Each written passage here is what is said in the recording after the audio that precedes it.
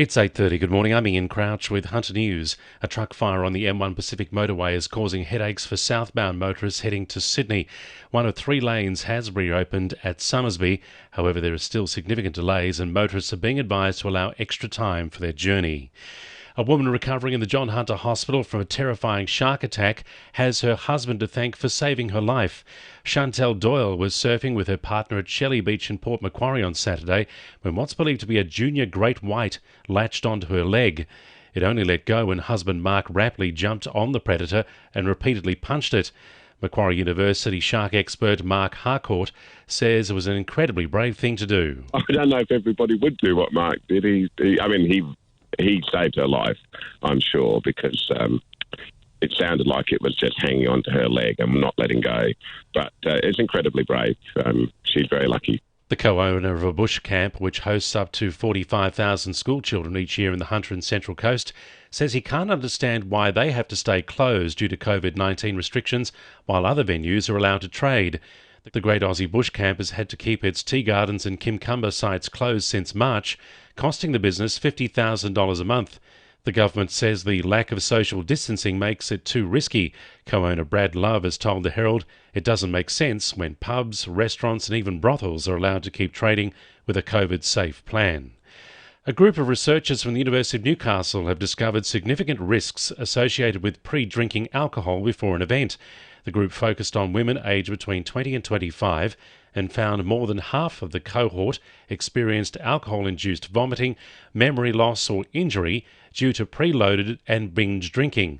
Senior Research Officer Amy Andrews says the results of the study have been published in the Australian and New Zealand Journal of Public Health. We did an analysis of our youngest cohort just to get a sense of what their preloading or pre-drinking behaviour was. It is published with the Australian and New Zealand Journal of Public Health, so they've just released it on an early view online.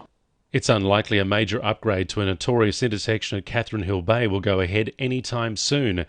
There have been several serious crashes in recent years where Flowers Drive and Cams Wharf Road meet the Pacific Highway. The state government plans to ban right-hand turns from these roads onto the highway, but Lake Macquarie councillor John Gilbert says a four-way set of traffic lights is the best solution. However, money won't be available for such an upgrade until a local subdivision is approved and built. Lake Macquarie Council will begin construction of a 1.1 kilometre shared pathway along Bay Vista Road at Brightwaters today. The pathway connecting Bonnells Bay to Brightwaters will be funded using a grant under the New South Wales Government's Stronger Country Communities Fund. Lake Mayor Kay Fraser says the project will provide a safe track off the busy road for residents to use. It's really difficult because you've got the road and it's around 70 kilometres out there, I think, and then you have no footpath at all, and you've got the bush, so it's really quite dangerous. So we want to make sure that people who want to access that part can actually do so safely. So they'll have a completely separate shared pathway, so they'll be able to ride their bike or walk. 2NURFM Sport. Knights forward Daniel Safiti will be waiting for scan results after re-injuring his knee in yesterday's 2-point win over Manly. The New South Wales representative returned after 4 weeks on the sideline, but hobbled off in the first half. Coach Adam O'Brien says Safiti should be okay to play against the Cowboys on Sunday. The medical staff were quite, they were okay for him after half-time, having warmed it up to put him back on, but I just, wanted to take the long game mentality with him and make sure that he's okay.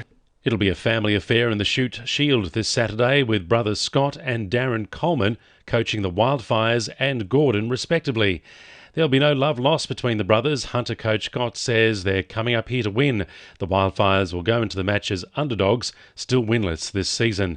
And the Newcastle Hunters had a mixed night in their Waratah Basketball League doubleheader against Hills. The men's side came from behind to win 78-66. However, the women's team were upset by the Hornets 71-63.